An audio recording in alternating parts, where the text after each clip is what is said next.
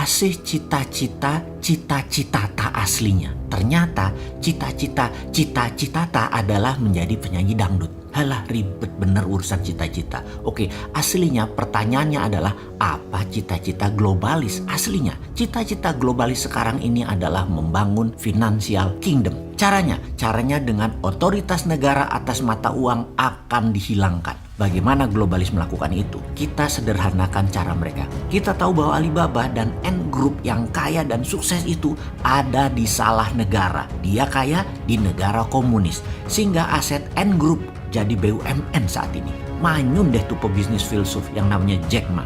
Elon Musk terinspirasi karena apa yang terjadi kalau Elon Musk suatu hari di Jack makan oleh sebuah negara. Katakan Amerika di bawah Partai Demokrat yang memang heavy on government. Kalau Elon Musk dan grupnya punya komunitas, punya produk, punya pasar yang nilainya mendekati 100 billion dolar per tahun atau sama dengan GDP Indonesia, maka pada saat mereka memerlukan funding tidak perlu ke bursa saham atau IPO, tetapi menerbitkan kripto aset mata uang digital dengan ICO-nya atau Initial Coin Offering. Kripto tadi bisa membeli barang-barang di grupnya Elon Musk dan mitra bisnis lainnya yang sangat luas pasarnya dan banyak pelanggannya. Itulah logika sederhana di dalam mengartikan otoritas negara akan mata uang akan dihilangkan. Inilah mengapa sejak tahun lalu dalam video narasi Vision 2030 Bosman mengatakan mata uang di dunia di tahun 2030 ke atas tidak sebanyak negara lagi. Mata uang global bukan dolar lagi.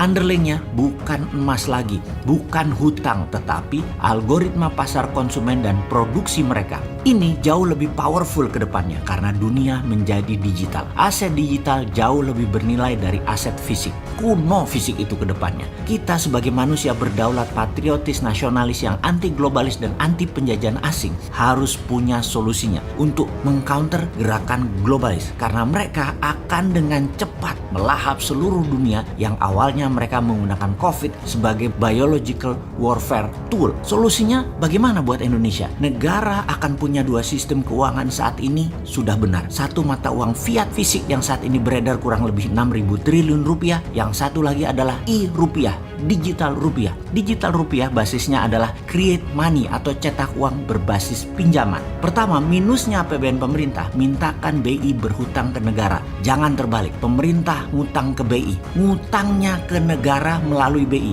BI lah yang menerbitkan surat hutang, jangan negara yang menerbitkan surat hutang seperti selama ini. Jadi e-rupiah dicetak sebanyak misalnya APBN dan kredit pinjaman pihak swasta nasional di Bank Nasional. Bank Nasional ngutang ke BI, BI terbitkan surat hutang ke negara, lalu di ujungnya negara cetak uang. Semua tanpa bunga, hanya biaya uang atau cost of money paling 1% setahun. Untuk Bank Nasional ambil sebagai jasa penyimpanan dan jasa administrasi, dibebankan ke kreditur termasuk ke pemerintah. Maka Indonesia dengan e-rupiah akan menjadi sarana percepatan kedaulatan ekonomi dan kedaulatan rupiah menang. PDB nasional bisa naik 50% setiap tahun dan GDP per kapita nasional setiap tahun bisa naik 50% sehingga di tahun 2030 GDP per kapita Indonesia bisa 25.000 dan di tahun 2045 bisa menjadi 100.000 dolar per kapita di atas Amerika dan Tiongkok. Yang bilang ini halu pasti nggak berani mimpi. Kalau kita mah tukang tidur, tukang mimpi. Berani aja kalau mimpi mah. Yang takut kalau benar-benar kejadian GDP per kapita Indonesia jadi 100.000 di tahun 2045, takut lupa diri Indonesia nyaplok ASEAN dan nyaplok negara-negara kecil selatan Pasifik.